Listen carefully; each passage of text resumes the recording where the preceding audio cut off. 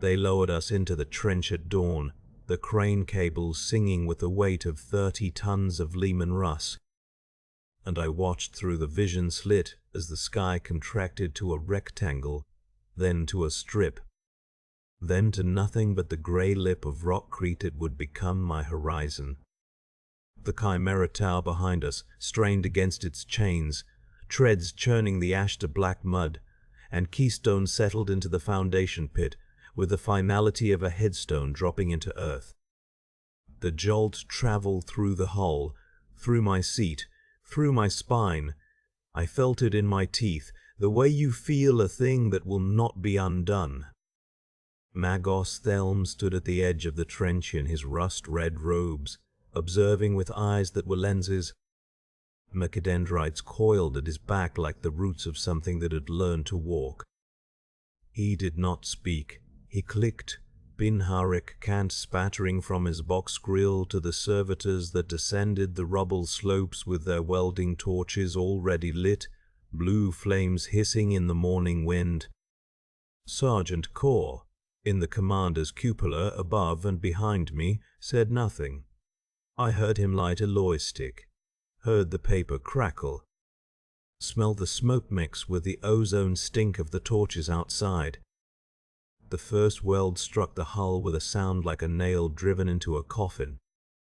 I kept my eye to the gun sight, kept my hands on the traverse and elevation wheels. Because that was my place and my function, and because looking at the field before me, the empty ash plain that stretched 200 meters to the tree line, flat and grey as a tombstone's face, was better than watching what they were doing to us. The servitors worked with the efficiency of things that had forgotten they were once men. I heard them on the hull's exterior, heard the grind of metal on stone as they positioned the reinforcement brackets, heard the hiss and pop of the welds biting into Keystone's flanks. They were marrying us to the wall, fusing tank to fortress, and with each weld, the world outside my slit became more fixed, more absolute.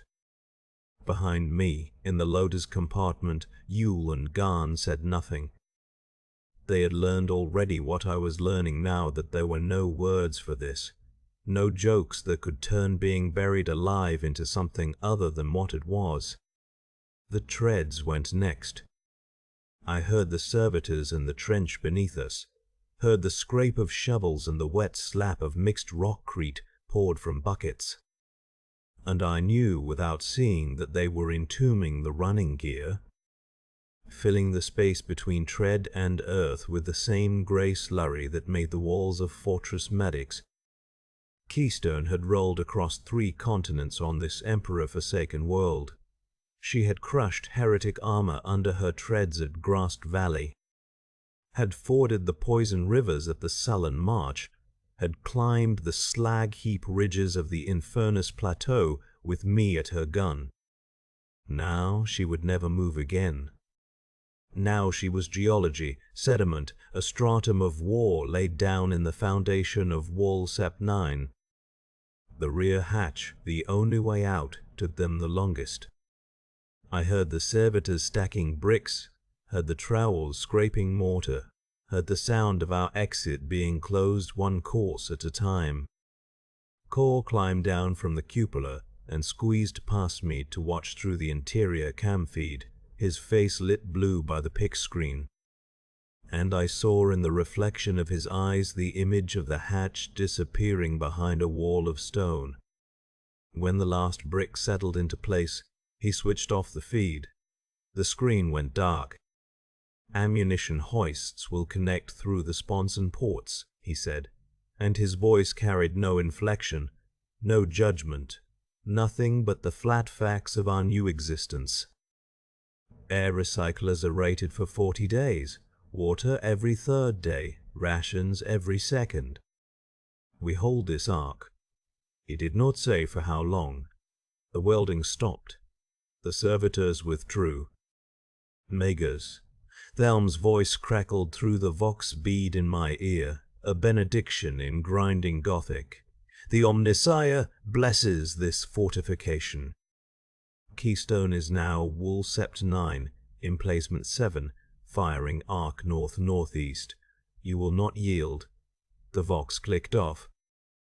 Through my gun sight I watched the ash plain, empty and waiting, a killing ground not yet baptized. The wind moved across it, stirring patterns in the grey dust that settled and rose and settled again. And I understood with the clarity of stone that this square of, this single arc of fire, this narrow window of war was now my entire universe. I would die looking at it. The quiet settled into the compartment like sediment after a flood.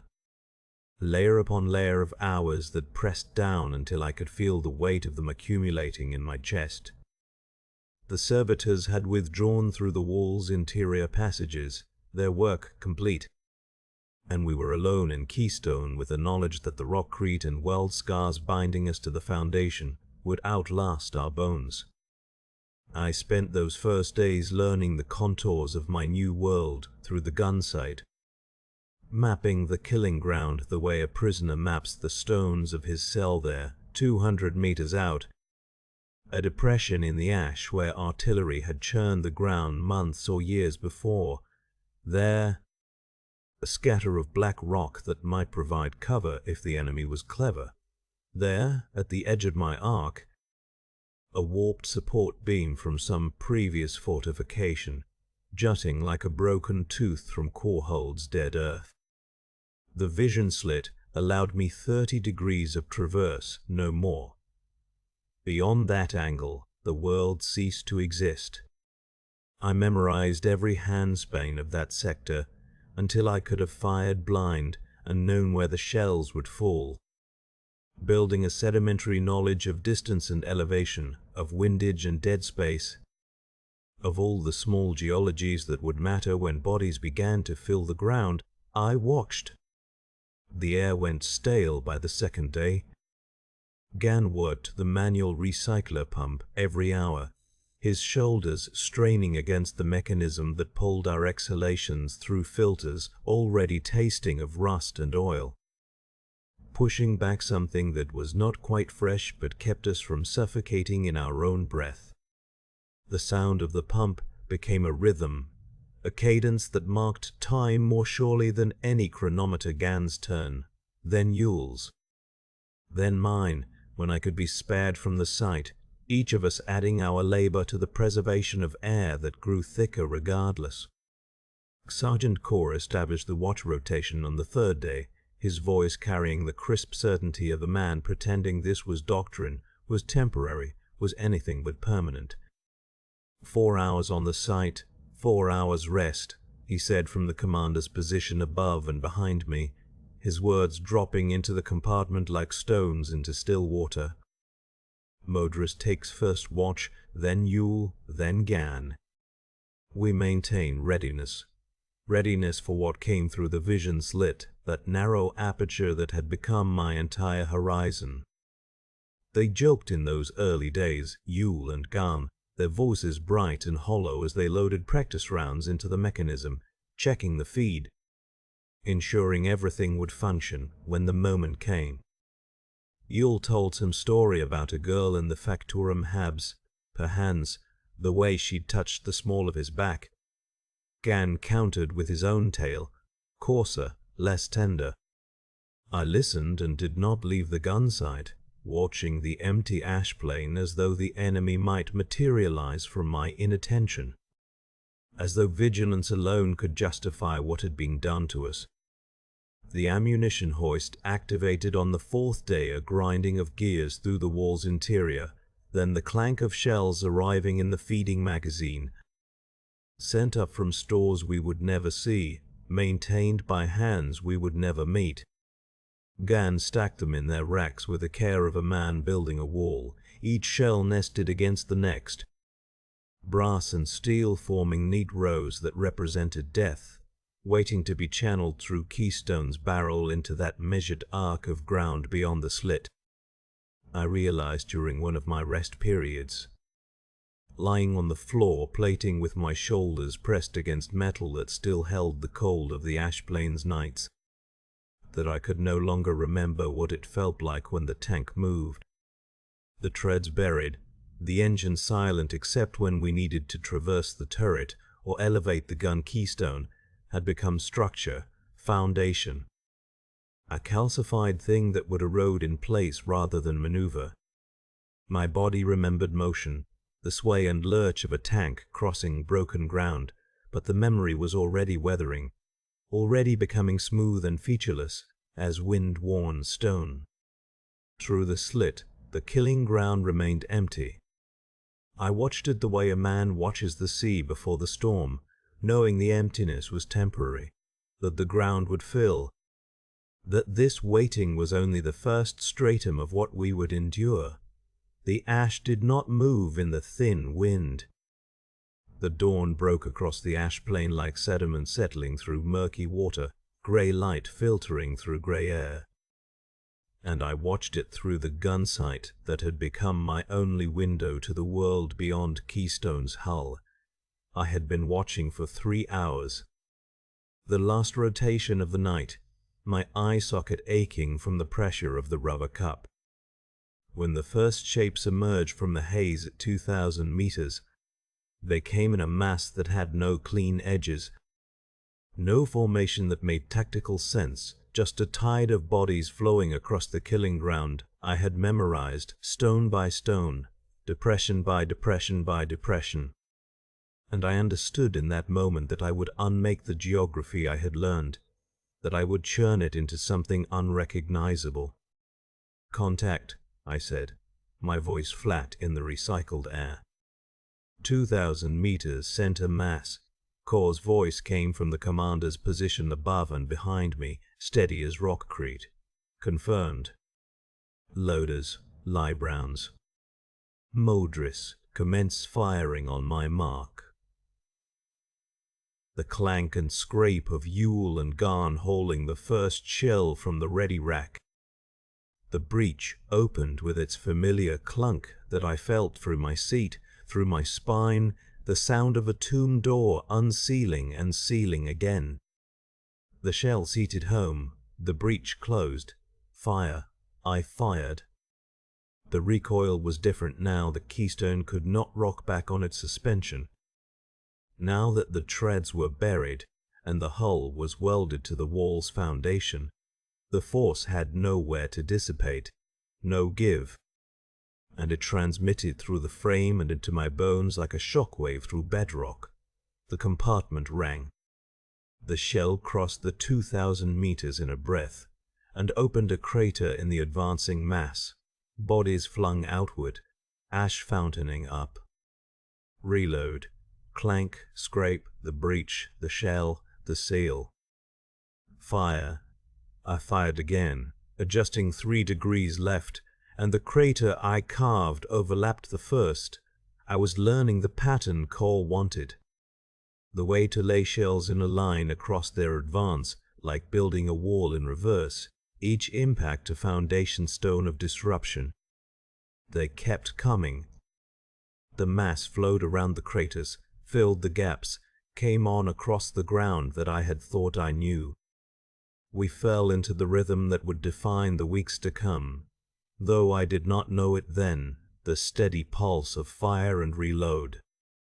Fire and reload, my world contracting to the sight picture, the range estimation, the trigger pull that was less a pull than a steady pressure. The third assault came 6 days later. The fourth came 4 days after that. The fifth took 7 days to gather, and I spent those 7 days watching the chalk through the vision slit, waiting for movement. Seeing only the cleared ground and the scorch marks where the pyres had burned, and the dark patches where the promethium had soaked into the dust and would not fade. Between the assaults, the world contracted to rituals, Aurek running a wire brush through the barrel. The rasp of bristles on metal, echoing in the turret basket like something chewing. Halm reciting the litany of endurance over the vox. The same cadences every morning until the words lost meaning and became pure rhythm. Kazreen reporting oil pressure and track tension from the driver's compartment, even though the tracks were buried in rockcrete and would never turn again. his voice maintaining the fiction that Cornerstone was still a vehicle and not a fixed gun emplacement welded into stone. I maintained the firing mechanism, cleaned the gun sight lens, counted the shells in the rack behind Orek's position 18 demolisher rounds, then 17 after an assault. Then 18 again when the supply detail brought the replacement up through the wall's interior passages. The numbers became liturgy, the actions became stone-worn smooth by repetition. The tide line rose. After the fourth assault, it was knee-high across a 50-meter stretch of the killing ground. After the fifth, it had crept closer, the nearest bodies piled almost waist-high in places where the militia had concentrated their advance, and we had concentrated our fire. The clearing details burned what they could reach, but each assault left sediment the chains could not drag away, bodies too torn apart to hook. Limbs and fragments pressed into the chalk, dark stains that marked where men had fallen and bled out and frozen into the ground. I began to see the same patches of earth refill with dead. The same 100-meter square of chalk becoming a depositional zone where the layers compressed and built upward. And I understood that we were not repelling the assaults so much as measuring them, recording them in sediment, building a stratified record of the siege that rose incrementally toward the wall. Kazrin's voice came through the vox during the sixth assault, flat and almost conversational over the dummer of the demolisher cannon. "We're building them a ramp, you know. Another month of this, and they'll walk right up to the slit on their own dead." No one answered him. Ulrich loaded another shell, and I put it through the center of the advancing line, and the bodies fell and added themselves to the geology, and the rhythm continued. The bombardment began on the fourth day after an assault, during what should have been dread quiet. During the hours when Ulrich cleaned the breach with the same wadded rag folded to the same quarter size, and Ham recited maintenance prayers that had worn smooth as river stone in his mouth, and I watched the chalk through the gun sight where the knee-high tide of corpses sprawled in their established geography. The dense cluster at 200 meters where the demolisher's kill radius overlapped with the auto-cannon emplacements to our left.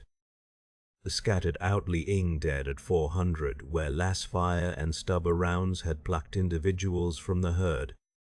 The 60-meter stretch of relatively clear ground directly before our position that I'd come to think of as the approach, the killing lane. The path they would eventually fill. The first shell struck the southern bastion, and I felt it through the chassis, through the rockcrete and rebar that had fused Cornerstone into Walsap 9's fabric. A tremor that traveled through stone and iron and into my bones where I sat welded to the gunner's seat. Not a direct hit somewhere distant, somewhere that was not my 600 meters of chalk, not my concern. Orm's voice crackled through the vox bead. Southern bastion taking fire, siege-grade munitions, all positions maintain readiness. The liturgy of command already calcifying into routine. The second shell hit closer, and the third closer still, and by the 8th or 9th I lost count in the rhythm of impacts that became a kind of grinding erosion. Stone dust sifting down from the turret housing. The vision slits armored glass, developing a hairline fracture that split my view of the chalk field into an upper world and lower world, identical and equally full of the dead. Then the direct hit, and I did not see it, but I felt it, the wall shuddering like something alive that had taken a wound in its flank. The voxnet screaming with voices that cut to static, shouting coordinates that no longer mattered because the emplacement 3 positions down granite. I knew the commander's name once. It was gone now.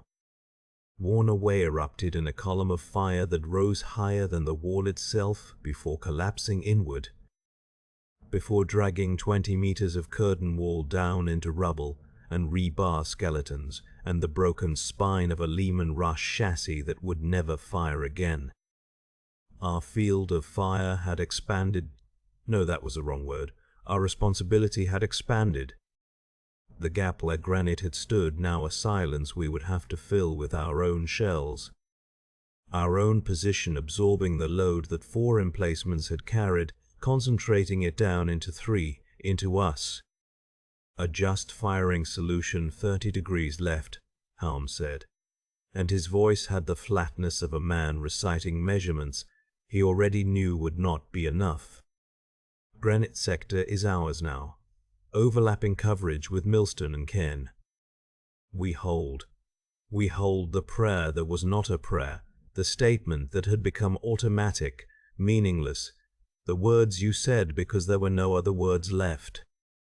I traversed the turret, the hydraulics whining, the gun swinging to cover the widened killing ground that was no longer 600 meters I knew in every contour and corpse placement, but 800, 900, a chalk field that stretched beyond the edges of my vision slit and into territory I would have to learn through firing, through the geometry of where shells fell and where the dead accumulated.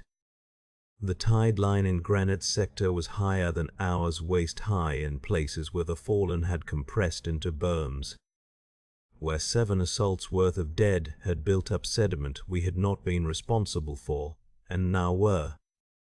Emperor's teeth, Kazran muttered through the vox, his voice tinny from the driver's compartment below and forward, sealed in his own coffin of steel and rubble fill.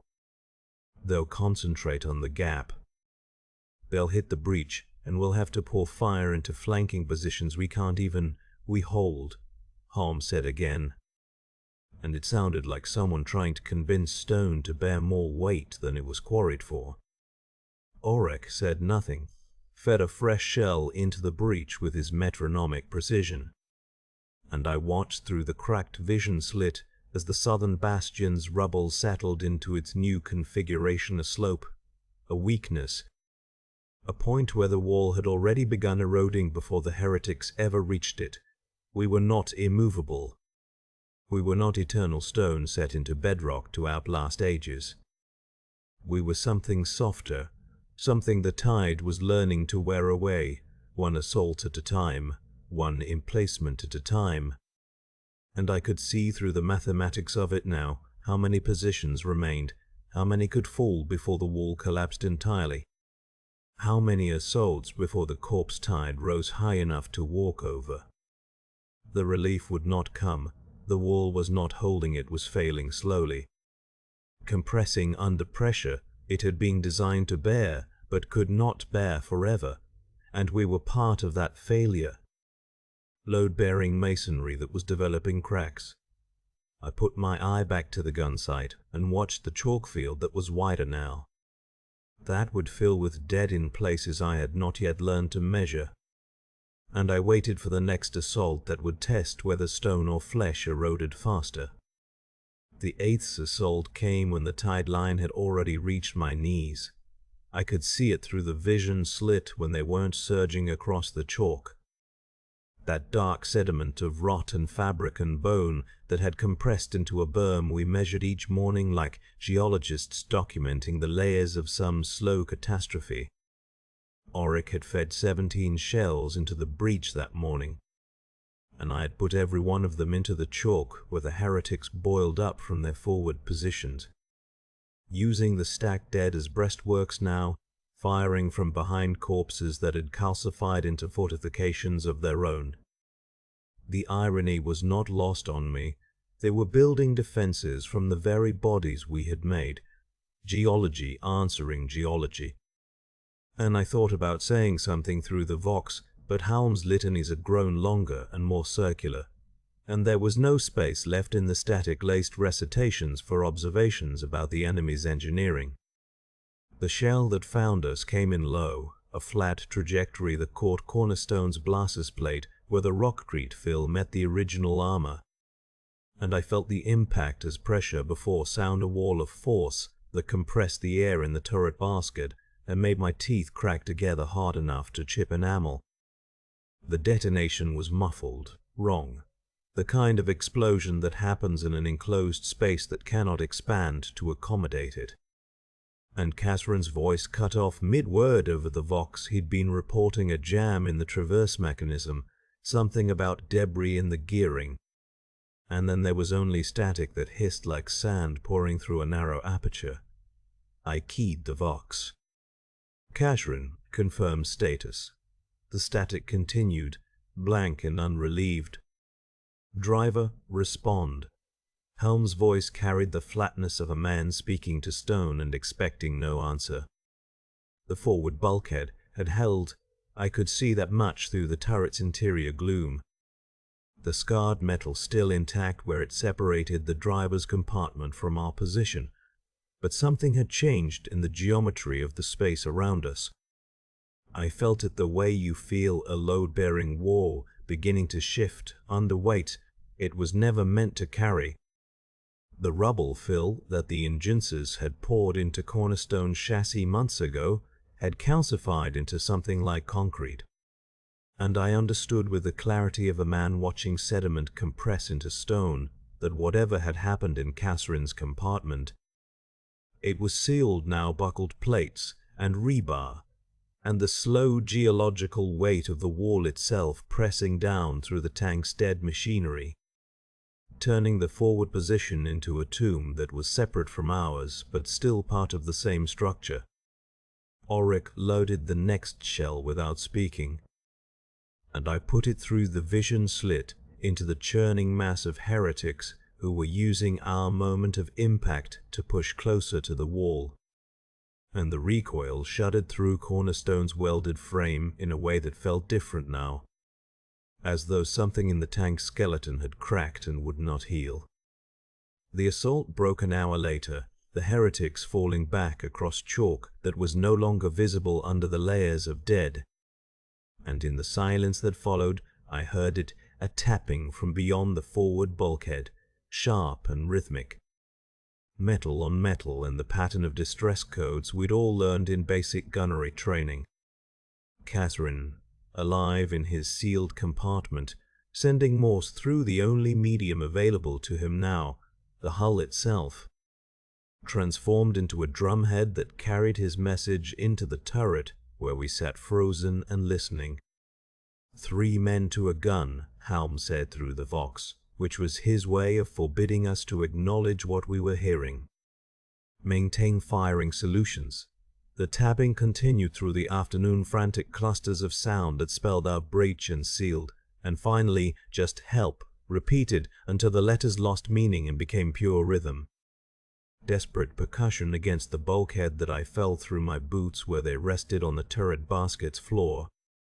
I watched the chalk fields through the gun sight and counted bodies to give myself something to do that wasn't listening to Catherine, erode into panic on the other side of 10 centimeters of buckled steel. By the second day, the Morse had degraded into aimless drumming, no pattern I could decode. Just Catherine's fists or tools beating against the hull in sequences that rose and fell like breath. And I loaded the firing calculations for the next assault while that arrhythmic tapping layered itself into the background noise of Harm's litanies and the distant sound of clearing details dragging bodies to the burn pits beyond Wall Set 9's southern extent. On the 4th day, the tapping slowed single strikes with long silences between them, each one a statement that calcified into the turret's air and sat heavy on my chest, like the weight of all the rubble fill pressing down through Cornerstone's dead machinery. I counted the intervals, 30 seconds, then a minute, then longer gaps that made me hold my breath waiting for the next strike that would prove Catherine hadn't finished settling into whatever geological layer he was becoming. The last tap came on the 6th day, a single flat strike that did not repeat. And I sat at the gun sight waiting for another that never arrived, while Auric's hands trembled on the next shell and Holm's voice cycled through the prayer of steadfastness for the 4th time in an hour. The words compressing into meaningless sediment that meant only, do not speak of what we hear. Do not acknowledge what is calcifying in the stone around us. Hold position, and wait for the next assault which is coming, because the tide does not stop rising, and we are load-bearing now, and cannot afford to crack." Auric stopped speaking after that, not in protest, but as though he'd spent his allotment of words and had none left to waste on observations that wouldn't change the fact of our emplacement. I watched the chalk fields through the vision slit, and measured the tide that had risen past my waist now in the nearest reaches, chest-high in places where the bodies had stacked deepest. And I thought about Catherine sealed in his forward compartment like a fossil pressed between layers of stone. And I understood that we were all being buried at different rates, but by the same slow pressure. And the only question left was which layer we'd end up in when the geology finally set. The cold came down like a glacial sheet settling over bedrock one morning. The chalk fields were still soft enough to take boot prints from the clearing details. And by evening the ground had locked into iron and the corpses with it.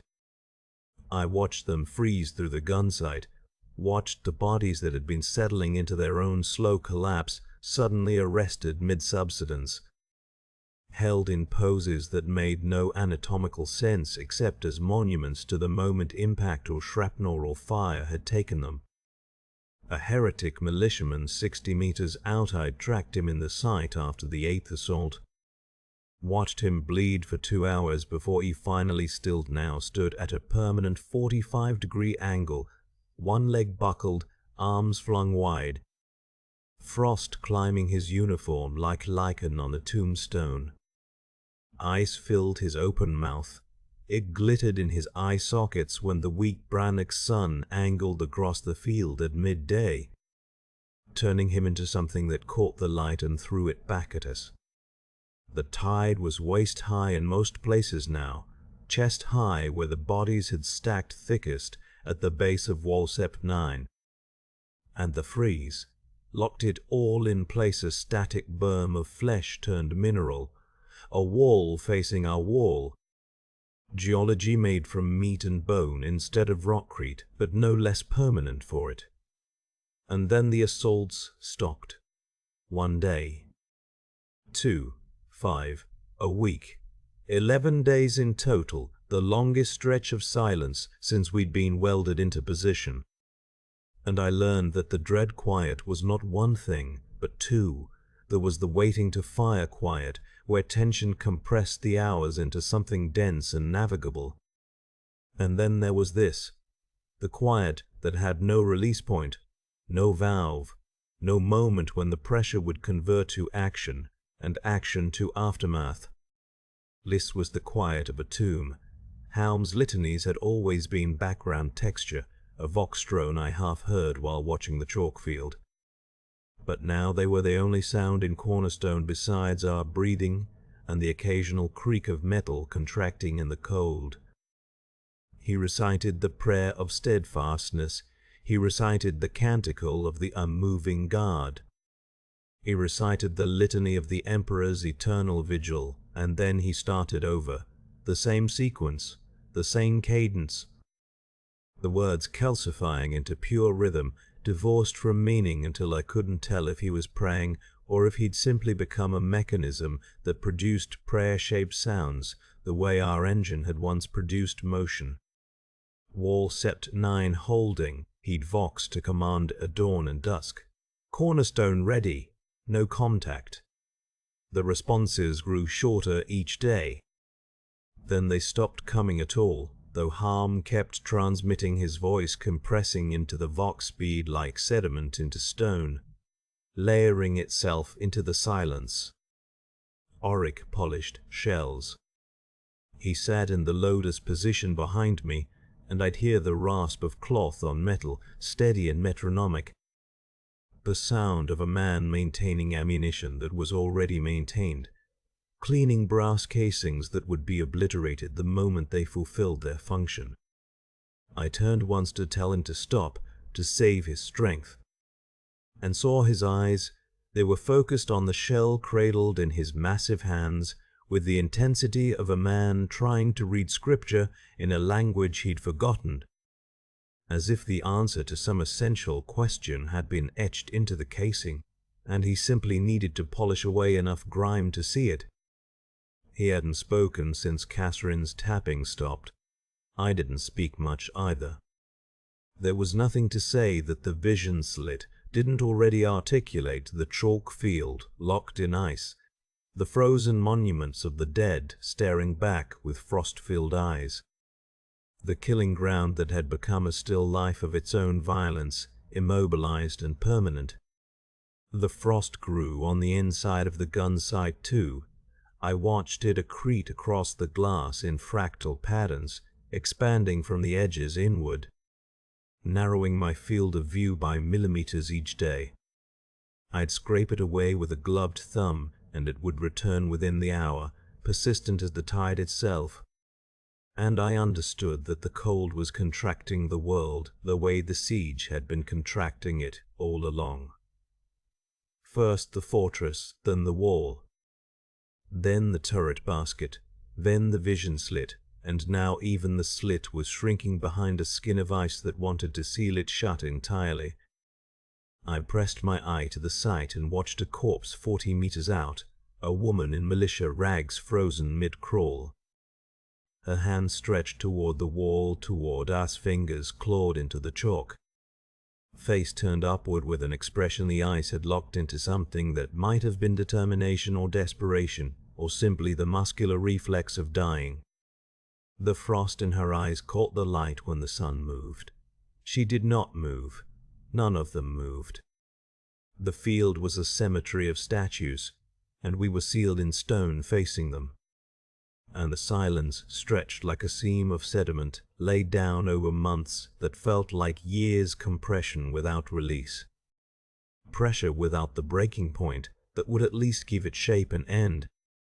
Holmes' Vox Litany, the hold, I am the stone that does not yield, I am the bulwark against the void, I am the Emperor's wall made flesh, oryx cloth on metal, rasp, rasp, rasp.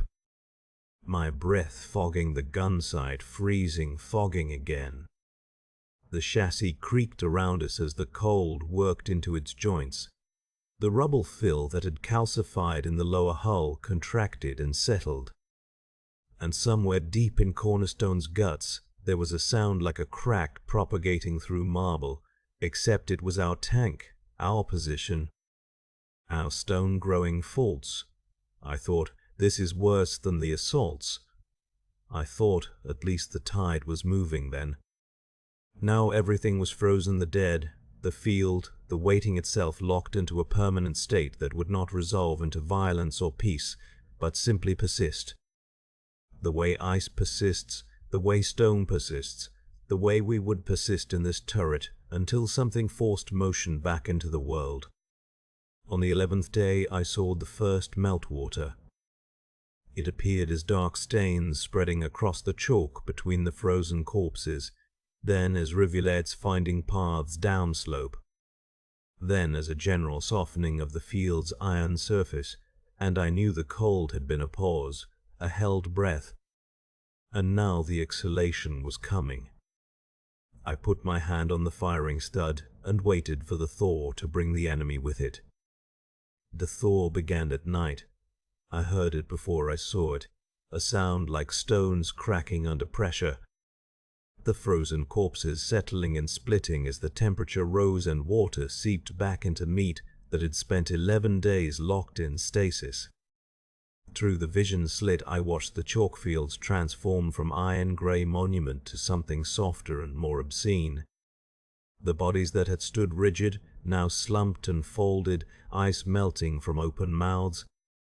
Limbs that had been raised in frozen agony, collapsing into the positions the dead naturally take when gravity remembers them. The frost on the inside of my gun sight thawed too, moisture running down the glass in thin tracks that I wiped away with my palm. And for a moment, the condensation made the corpse field look soft, almost pastoral in the pre-dawn murk. Then the light came, and I saw them clearly again. Hundreds of monuments subsiding into hundreds of bodies, the tide that had been locked now free to settle and compact under its own weight. Harm's voice crackled through the vox bead, still reciting the prayer of steadfastness, but the words had lost their edges, worn smooth like river stones until they meant nothing except that he was still alive enough to speak them. Behind me, Auric shifted in the turret basket, the sound of his breathing heavy and wet in the confined space we shared, and I thought, 11 days of silence, and now the thaw. And something is coming with the melt, because the enemy knows what we know, that the ground is soft again, that the frozen barricade of their own dead is collapsing into ramps and berms they can use. They came 2 hours after dawn. Not a wave, this time a flood, thousands of them pouring across the chalk in a mass so dense I could not see the ground between them, clambering over the subsiding corpse monuments and using the dead as cover the way they had not been able to when the bodies were brittle and unstable with frost. I put the gun sight's crosshairs on the densest concentration 400 meters out and fired without waiting for Helm's order. The demolisher cannon's roar filled the turret with pressure that crushed my eardrums flat, and through the vision slit I watched the shell detonate in the center of the surge, flesh and ice and steam erupting upward in a red-black column. Fragments of frozen meat spinning through the air, the blast crater instantly filled with more bodies as the flood surged forward without pause. "Reload," I said, and heard the breach clang open behind me, Auric's breath coming faster now, the shell casing clattering against the turret floor. "Loaded," Auric said, his voice hoarse, barely used for days. I fired again, and again, the rhythm accelerating as the surge closed the distance. 300 meters, and the demolisher shells were punching craters into the mass that filled with enemies before the steam cleared. 200 meters, and I could see their faces through the gun sight, mouths open in screams I could not hear over the cannon's bellow. 100 meters, and they were clambering over chest-high berms of their own dead, using the tide itself as earthworks and ladders. And I realized the calculus had shifted. We were not stopping them anymore, only adding to the ramparts they would climb. The barrel began to glow, heat shimmer rising from the metal. The turret interior, an oven that baked sweat from my skin faster than I could produce it. Auric's rhythm became frantic, the shells slamming into the breach with less precision, his massive hands moving on instinct because thought had been burned away by repetition and heat. I fired until the targeting solutions dissolved into pure reflex. The crosshairs sweeping across a field so thick with bodies I could aim anywhere and hit flesh. The demolisher shells detonated into masses that sprayed red steam against the white chalk, the moisture from thawed corpses flashing to vapor. The air above the killing ground shimmering with heat and atomized blood. Harm was shouting coordinates through the vox, but I'd stopped listening. The world contracted to the vision slit, and the firing stud and the breach clanging open and closed behind me in a rhythm that felt like my own heartbeat, externalized into mechanism. The other emplacements along Wall Scepter 9 were firing too, the concussions rolling through the rockcrete foundations. The curtain wall itself vibrating with the accumulated thunder of guns welded into stone, and still they came, clawing over the berms, dragging themselves across the chalk that was no longer white but red-black with thawed blood and fresh carnage layered over old. Then silence. Not gradual, sudden, like a door slamming shut. I blinked sweat from my eyes and looked through the gun sight at a chalk field transformed. Where there had been empty white stone 11 days ago, there was now a landscape of corpses stacked in uneven berms and ridges. The merest heat chest high, close enough that I could see the texture of frozen fabric on a dead man's coat, the way ice had formed in the hollow of his collarbone. The enemy had broken and fled, or simply stopped coming. I could not see the difference anymore, could only measure the result in the rising sediment of the dead. 50 meters, I thought. They start from 50 meters closer now. The tide line had risen so high that the killing ground had contracted by a sixth. The distance they needed to cross narrowed by the layered geology of their own casualties. And I understood with the clarity of heat exhaustion that we were not inflicting attrition, we were building the ramp that would eventually reach our wall. Behind me Auric was silent except for his breathing, ragged and arrhythmic, and when I turned to look at him, his eyes did not focus on mine. I noticed the rhythm breaking 3 days after the thaw assault. When the quiet had settled back over the chalk fields like silt, and we were down to maintenance cycles, cleaning the breach, checking the recoil mechanism, inventorying the shells that Auric had racked along the turret basket's left wall in their cradles of welded iron. I was checking firing stud pressure, running through the diagnostic litany the old gunnery masters had ground into my skull on Talan. When I realized I had been waiting for the familiar clang and thud of shell meeting breach for perhaps 10 seconds longer than the sequence required. And when I turned my head, the cramped geometry of the turret basket meant turning was more a tilt of skull against neck than true rotation. I saw Auric standing with a demolisher shell cradled in both arms. Massive frame motionless, staring at the breach like he had forgotten what came next. I said his name once. He blinked, loaded the shell with the smooth mechanical precision that had defined him since the ceiling, and said nothing. The next morning the sequence broke again, this time a 15-second gap between my request for next round and the solid weight of propellant and warhead sliding home into the cannon's throat. I did not turn to look, told myself it was fatigue. The same weariness that had calcified around all of us like the rubble fill in Cornerstone's chassis, pressing inward until thought became difficult and speech became stone. But I had seen his hands tremor when he gripped the shell, a fine vibration in fingers that had never wavered through 27 assaults, through the endless rhythm of lift-load-close that had compressed his existence into a single repeated motion, carved so deep it should have been bedrock by now. When the next assault came, a probing surge, 300 militia using the corpse berm as cover, advancing in clots and bursts across the narrowed killing ground, I called for high explosive and watched through the gun sight as the mass darkened the chalk between the stacked bodies. The cannon fired, the turret filled with propellant stink and the hydraulic whine of recoil absorption, and I was already calling for the next round when I realized the breach was still open. No shell, no Auric. Just the empty chamber gaping behind me like a throat waiting to swallow. I truly turned this time, twisting in the gunner's seat until my spine protested, and saw him standing with another shell cradled against his chest. Arms locked around it, eyes open but seeing nothing, his face gone slack like eroded stone worn past the point where individual features mattered. I shouted his name. Helm's Vox crackled overhead with targeting corrections that no longer aligned with anything I could see through the sight.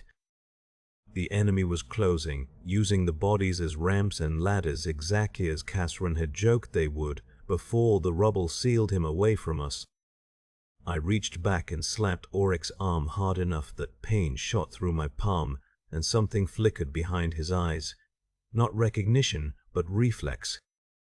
The pattern reasserting itself, and he loaded the shell with mechanical smoothness and closed the breach, and I fired into the chalk and watched 3 bodies disintegrate into mist. We held the rhythm through the rest of the assault, Auric moving like a servitor whose cogitator had degraded to base functions. Lift-load close executed with the precision of deep-carved habit, even as everything behind his eyes eroded away. When the enemy broke and fled back across their own dead, I counted 17 seconds between ceasefire and the next shell sliding home. Auric still loading because stopping would mean acknowledging there was anything beyond the sequence. Any world larger than breach and shell, and the repeated action that had become the only thing holding him together. The quiet after was worse than the fighting. I ran diagnostics I had already run, checked systems that needed no checking. Anything to avoid turning around and seeing what the compression of months had done to the man behind me. The reduction of existence to a single geological process load-bearing repetitive. Inexorable had worn him down to something that only looked human in the turret basket's red-lit gloom. 4 days later, during a brief exchange with heretic scouts testing our range, I called for armor piercing and heard the shell slide home with the familiar weight and clang. I pressed the firing stud and nothing happened. Just the dead click of a breach that had not fully closed, and when I turned I saw Ulrich had loaded the shell backwards. The propellant casing the barrel, the warhead pointing back at us, a mistake so fundamental that even a new pressed conscript would not make it. The kind of error that meant the firing stud would have detonated the round inside the turret and ended all of us in a single bright erasure. I reached back and stopped his hand before he could close the breach. Pulled the shell out myself, 40 kilograms of dead weight that I had to wrestle from the chamber with both hands while he stood motionless and watched, and when I finally turned to look at him fully, expecting shock or apology, or some recognition of how close we had come to oblivion, what I saw instead was disappointment, flat and absolute. The look of a man who had reached for an ending and found it snatched away, who had discovered that even failure had been denied him. He said nothing, I said nothing. I loaded the shell correctly myself and fired into the chalk where the scouts had been.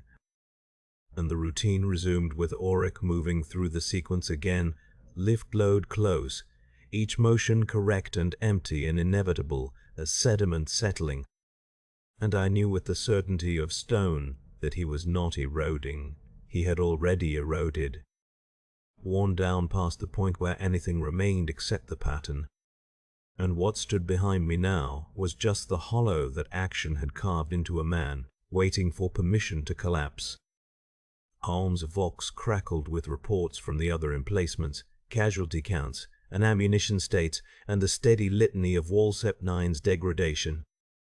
And beneath it all, I heard the distant percussion of something that might have been thunder, or might have been sappers working in the deep places under the curtain wall. A sound like the earth itself shifting, preparing to give way. The northern gun tower fell at what I thought was dawn, but might have been any hour. Time had compressed into the space between one shell and the next, measured only by Auric's faltering rhythm behind me and the rising sediment of the dead beyond the slit. I felt it through the rockcrete before I heard it, a tremor that ran through Cornerstone's welded chassis like a shudder in bedrock. The kind of deep structure vibration that speaks of foundations giving way. Then the sound reached us. Not an explosion, but something worse. The grinding roar of mass collapsing under its own weight, stone folding into the cavities that had been eaten beneath it. The Vox erupted with voices that cut to static mid-scream, and through the gun sight I watched the tower that anchored Walsep 9's northern reach lean slowly, almost gently, before it came down in a cloud of grey dust that rolled across the chalk fields like fog settling into a valley. "Throne," Haum said through the Vox bead, and his voice had the flatness of a man reading his own epitaph. The dust took minutes to settle. When it did, I could see the gap where 80 meters of curtain wall had simply ceased to exist. A bite taken from the rockcrete line that left rubble sloping down to the chalk, like a ramp the enemy could walk up if they wanted to. 2 emplacements gone. I knew their call signs the way I knew the catechisms drilled into me in the manufactorum hives, steadfast and bulwark. Their turrets now buried somewhere in the broken stone or crushed flat when the masonry came down on top of them. I did not think about the crews sealed inside those hulls when the wall folded over them. I had learned not to think about things that would happen to us eventually. Had learned to compress those thoughts into the same mental rubble fill that kept our chassis rigid.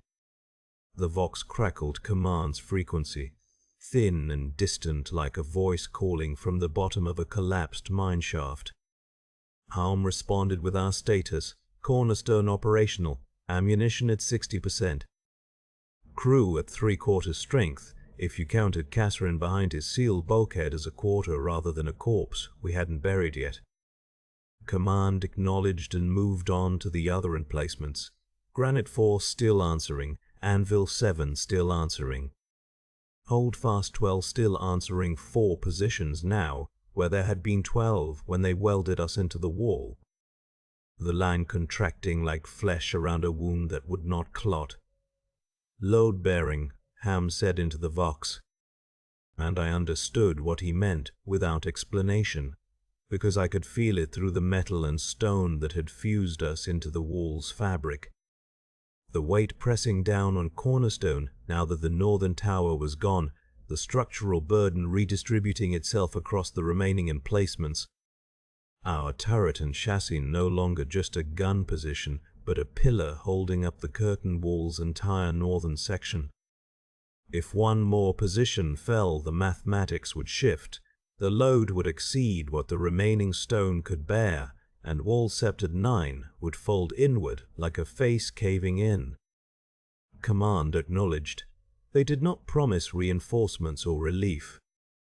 They recited our firing coordinates and told us to maintain our fields of overlapping fire as if we had any choice. As if we could do anything but stay exactly where we had been welded and wait for the pressure to finish its slow work. I pressed my eye back to the gun sight and looked out across the chalk fields at the tide line that had risen while the dust settled. Bodies stacked nearly to shoulder height now at the nearest reaches. A berm of frozen meat and burst bone that narrowed the killing ground and brought the enemy's start line closer with each assault. The mathematics were simple, the wall contracted, the tide rose. The space between them compressed like sediment under geological weight, until there would be no space at all, just flesh meeting stone with us locked between. Behind me, Oryx breathing had the shallow rhythm of a man trying not to exist. And I thought about the look he'd given me when I caught the backwards shell, that flicker of disappointment that we would have to continue. Overlapping fields, Helm said into the Vox, reporting to Granite 4 and the others. His voice performing the ritual of command, even as it eroded into something that sounded less like speech and more like the tapping Catherine had made before he stopped. We hold until the stone gives way. I did not correct him. I had stopped believing we were holding anything. The wall held us welded into its fabric, load-bearing and immobile, exactly where we had been placed to calcify. We were not defending the fortress anymore. We were part of its collapse, structural elements waiting for the weight to exceed our capacity. And when it did, we would go down with the rest of the masonry into the rubble and the rising tide. Through the gun sight, the chalk fields waited, white bone showing through the dark sediment where the bodies had not yet stacked high enough to bury it completely. The demolisher cannon was loaded. Oryx had managed that much before subsiding into his blank-eyed stillness. My hand rested on the firing stud the way it always did, the way it would, until the turret filled with rubble, or the tide rose high enough to pour through the vision slit. I thought, the next assault will not need to break us. They will simply climb the berm of their own dead and step over the eroded stone where the wall used to be whole. The Vox hissed with Helm's litanies, words worn smooth as river stones. I watched the chalk and waited for the night to bring what erosion and time had already made inevitable. They came when the heat had bled from the day's shelling and the chalk field lay in darkness, broken only by the slow-burning promethium fires where the afternoon's dead still smoldered. I saw them first as movement against movement. Shadows crawling through shadows across corpse ground that had risen so high I could no longer distinguish individual bodies through the gunsight-only mass. A topography of the dead that undulated like dunes when the wind moved through them. "Contact," I said, and my voice sounded like stone grinding against stone. Holmes' response came through the Vox bead after a delay that measured seconds but felt geological. Acknowledged. Fire, at will. But they were already too close. I could see them clambering over the corpse berm that had become their forward trench. Dozens of them. And the ones in front carried the melter charges whose thermal signatures bloomed white-hot through my sight, like stars pressed against the slit.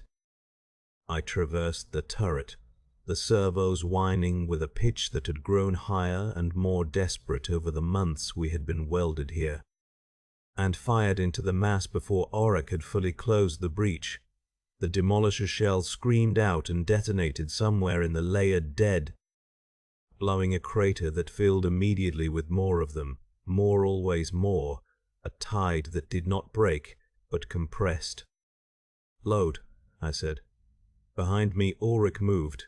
I heard the shell clang against metal, heard his breathing that had become a rasp like wind through a crack in masonry, and the breach clanged shut, and I fired again and again. The rhythm of it automatic now, worn smooth by repetition until I was not aiming but simply pointing at darkness and trusting the cannon to find flesh. Then the first melter charge struck Cornerstone's turret face, and the world became heat. I had thought I understood confinement the months welded into this position, the rubble-filled chassis. The vision slit that had contracted my universe to a single narrow field of fire, but I had not understood it until the armor began to glow and the air inside the turret basket shimmered like the space above sun-baked stone. The temperature rose in layers, degree by degree, until breathing felt like drawing molten metal into my lungs, and my sweat evaporated before it could run and the flesh of my palms began to stick to the firing controls. "They're burning us out," Halm said. Or I think he said, the Vox crackled with interference, with heat distortion, with something that might have been prayer or might have been static calcified into words.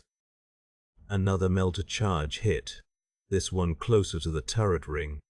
I heard the armor scream as molecular bonds came apart, heard the hiss of vaporizing ceramite, felt the hull around us contracting not with pressure, but with heat that made the metal groan and settle like cooling rock. Auric made a sound behind me, not a word, just a sound. Animal and Low and I turned in time to see him lift a shell from the ready rack with hands that had blistered open across the palms, the skin peeling back to reveal red meat beneath that steamed in the superheated air. "Load," I said, because there was nothing else to say. Because we were load-bearing now, and if we stopped firing, the wall would fail and the fortress would fall and our deaths would mean nothing, would calcify into meaninglessness, like Catherine's tapping that had finally stopped days ago, like the prayers Halm recited that had worn away into road syllables, emptied of faith. Auric loaded the shell. His hands left skin on the brass casing, but his arms moved with the same metronomic rhythm they always had. Lift and load and close. And I fired blind into the chalk field that I could no longer see through the vision slit, because the melter charges had turned the armored glass white-hot and opaque. I fired where I thought the enemy was, where they had to be. And the demolisher cannon bucked and filled the turret with propellant smoke that had nowhere to go, that pressed down on us like the weight of collapsed stone. They came in waves and we fired until the cannon's barrel glowed visible red in the darkness, until Auric's rhythm faltered and his breathing became sobbing. until Ham's vox went silent mid-prayer and did not resume. I do not know when they broke and fled. I only know that at some point I fired, and there was nothing left to fire at. That the impacts against our armor had stopped, that the heat began its slow retreat back into the metal it had saturated. When enough time had passed that I could see again through the vision slit's clearing bars, I looked out at the chalk field and saw that the tide had risen past eye level. Well, once I could sight along the ground and watch the enemy's approach from 600 meters. Now I saw only bodies stacked like masonry. Layer upon layer of the dead built into a wall that faced our wall.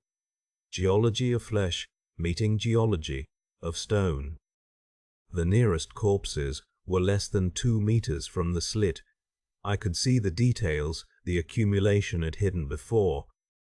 Could see the open mouth of a militiaman whose jaw had frozen in a scream. Could see the way frost had formed in the hollow of another's throat where the skin had torn away. I traversed the turret left and right, checking the fields of fire that remained. The corpse wall blocked half my sightline now. Narrowed the killing grounds to a channel barely 300 meters wide. And I understood with the weight of settled sediment that the next assault would start from there, from the berm of their own dead. Climbing toward us across a ramp built from previous waves. Behind me, Ulrich had not moved since loading the last shell. When I turned to check him, I saw he sat with his back against the turret basket's curve, his ruined hands palm up on his knees. His eyes open but focused on nothing, not unconscious but not present, eroded away from the inside until only the stone remained. "Ulrich," I said. He did not respond. He did not blink. He breathed, but only barely, and I thought of Catherine sealed behind his bulkhead, tapping Morse into silence. And I thought that we were all tapping now. All of us performing the rhythms that had calcified into us long after the reason for them had worn away. The vox crackled and Helm's voice emerged from the static like a fossil pressed from ancient mud. "Cornerstone holding," he said, the words ritual and automatic. "Emperor's prayer of steadfastness. The wall is my burden, and I shall not lay it down. The wall is my station, and I shall not abandon it. The wall is—" His voice trailed into static, or perhaps into silence, or perhaps into the same blankness that had taken Ulrich, and would take me eventually when the last layer settled, and there was nothing left but stone. I turned back to the gun sight and looked out at the tide of corpses that had risen until I could no longer see the chalk beneath. Until the field had become a wall facing a wall, and I thought we did not end. We should have ended, but we did not. And that is worse than ending would have been. Through the command channel I heard distorted vox chatter about a clearing detail being assembled, about promethium supplies and rubberized suits, about the need to burn back the tide before it reached the wall itself. I listened, and knew that it would not be enough, that nothing would be enough now, that the geology of this siege had reached the layer where stone began to give way beneath accumulated weight.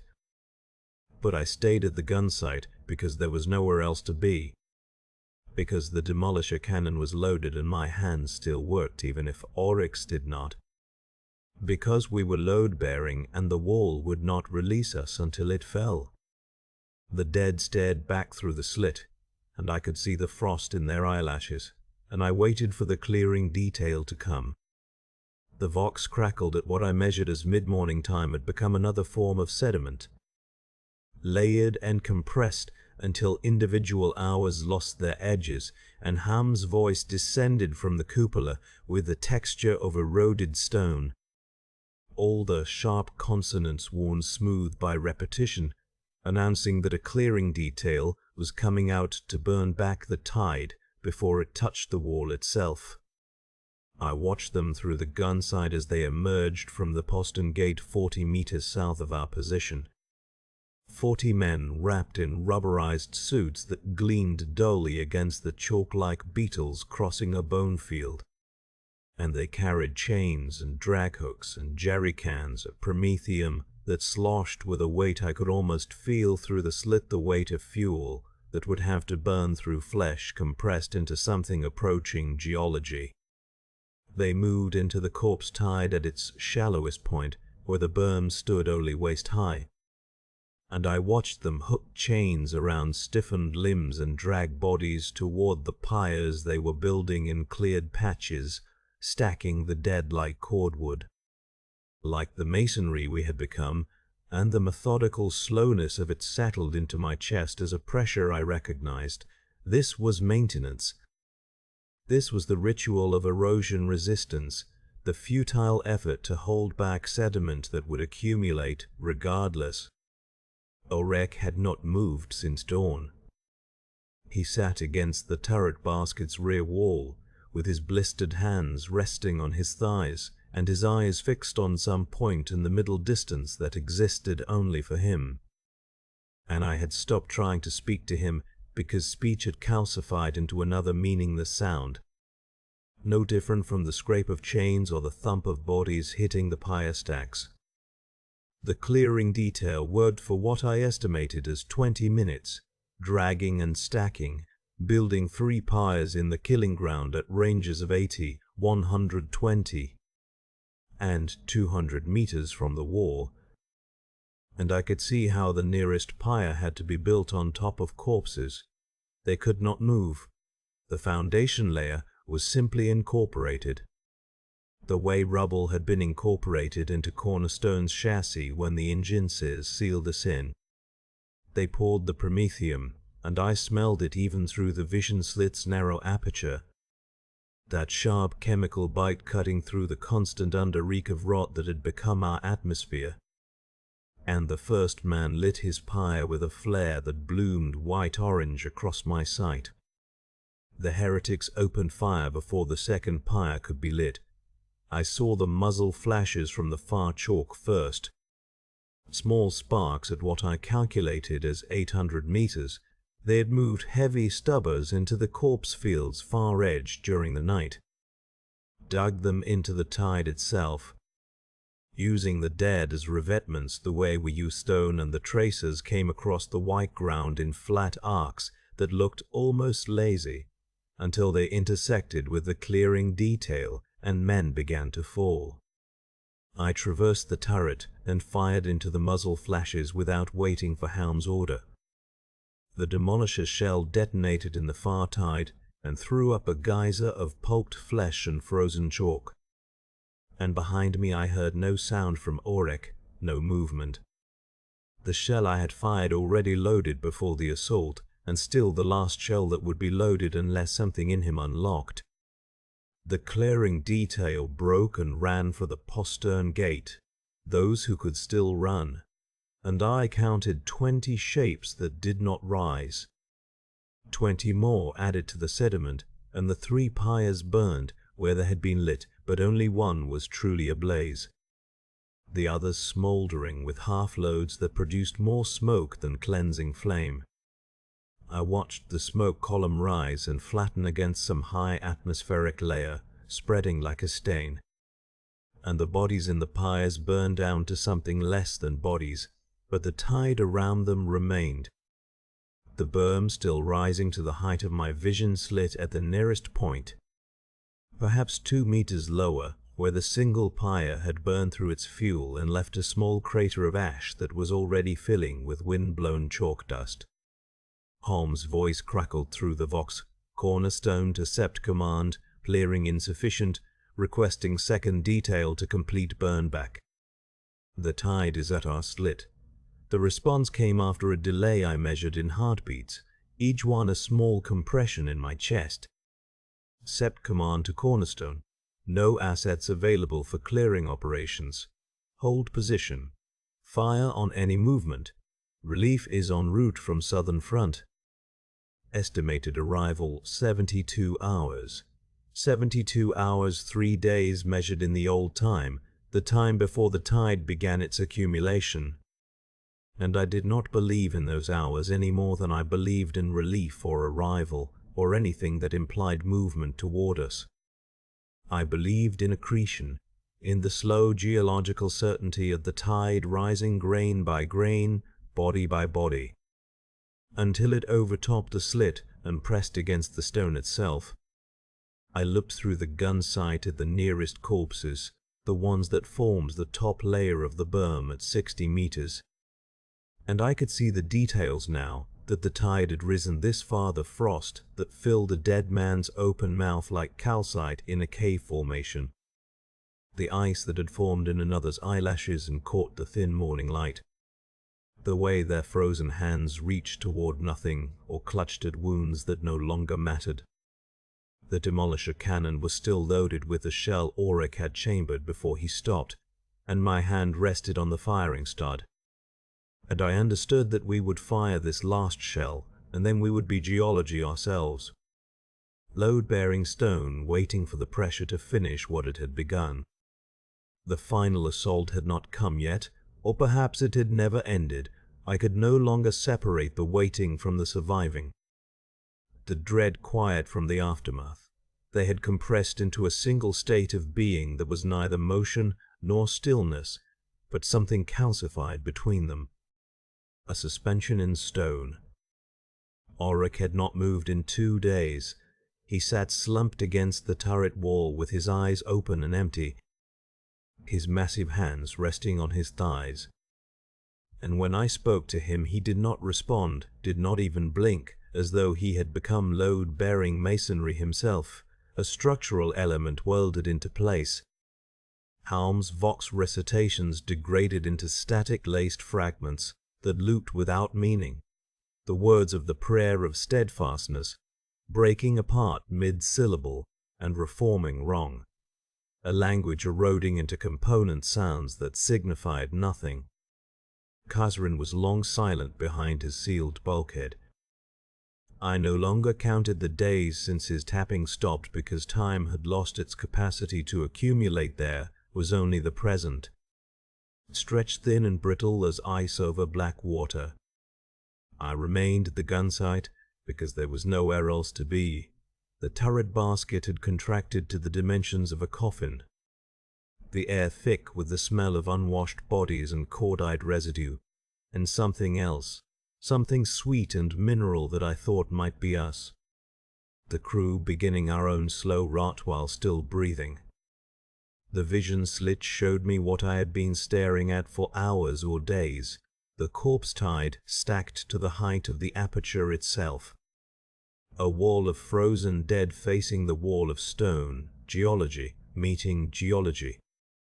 I could see individual faces pressed against the mass mouths open, eyes milky with frost, hands locked in positions that suggested they had been reaching for us when they died or were stacked thereafter. The Mirror's corpse was so close I could count the ice crystals in his beard, could see the way his lips had pulled back from his teeth in a rictus that might have been agony or effort, or the simple mechanics of freezing. The chalk fields were gone. I understood it with the clarity of a man identifying the exact stratum where one geological age gives way to another. What had been a killing ground 600 meters deep was now a berm of compacted flesh that rose in terraces toward the wall, each layer marking an assault, each sediment of bodies narrowing the distance until there was no distance left, only the slit and the dead pressed against it, and my eyes staring back at them through the gunsight's lens. The demolisher cannon was loaded. Auric had managed that much before his erasure. The shell seated in the breech, the firing mechanism primed and waiting for my hand on the stud. I kept my palm there, not pressing, just resting, feeling the slight warmth of the metal that was all that remained of our shared body heat in the frozen turret. If the heretics came now, if they climbed the corpse wall and reached the slit, I would fire point blank into the mass and the shell would detonate against flesh that was already dead, and the pressure would blow back through the barrel housing and likely kill us all, or finish what had already been done to us slowly. I understood this was no longer a defensive position. It was a tomb that would decide its own moment of collapse. And we were the grave goods sealed inside, waiting for the weight above to finish compressing. Contact. Harm's voice crackled through the vox, but it was not Harm anymore, just the shape of a word, the fossil impression of command left behind in a man-shaped cavity. I did not see movement through the gun sight. I saw the corpse wall shift slightly, settling under its own mass, and for a moment I thought, this is it. The tide is about to spill over. The dead are about to breach the slit, not by assault, but by simple accumulation. By the patient geology of flesh piling upon flesh until gravity does what the heretics could not. But the wall held the corpse wall, the stone wall, both holding each other in place, locked in equilibrium. I could not look away from the slit. I could not leave my position at the gun sight, because my position was all that remained of me. The only coordinates by which I still existed. The turret, the breach, the vision slit, the tide, this was the entirety of the universe, contracted to a space smaller than a burial vault. And I was calcified into its fabric now, load-bearing and immobile, a cornerstone that could not be extracted without bringing down the structure around it. Command's vox had gone silent 3 days ago, no orders, no promises of relief. No tactical updates, just the low crackle of static that might have been interference, or might have been the sound of a fortress dying at the frequency only the entombed could hear. My hand remained on the firing stud, the cannon remained loaded, the dead remained at the slit. Close enough now that I thought I could feel their cold radiating through the armored glass, seeping into the turret, adding its weight to the weight already pressing down. I had stopped believing in survival somewhere between the 8th assault and the 16th, had stopped counting bodies when they rose past my waist, had stopped thinking in terms of victory or defeat when Catherine's tapping finally ceased. Now I believed only in the fact of my position. The ontological truth of emplacement. I was here because I had been welded here, and I would be here when the fusion failed. When the rebar snapped, when the stone gave way beneath the accumulated pressure of flesh and time. The crushing reality was not that we would die here, it was that we had already become part of the wall's strata. Another layer in the fortress's slow petrification, and our deaths would change nothing about our position. We would remain at Sept 9, fused into the curtain wall's fabric. Our bones ground into the rockcrete aggregate when the next siege came and buried the first. The tide was at the slit, and I could not look away, and I could not leave. This was what it meant to be a cornerstone,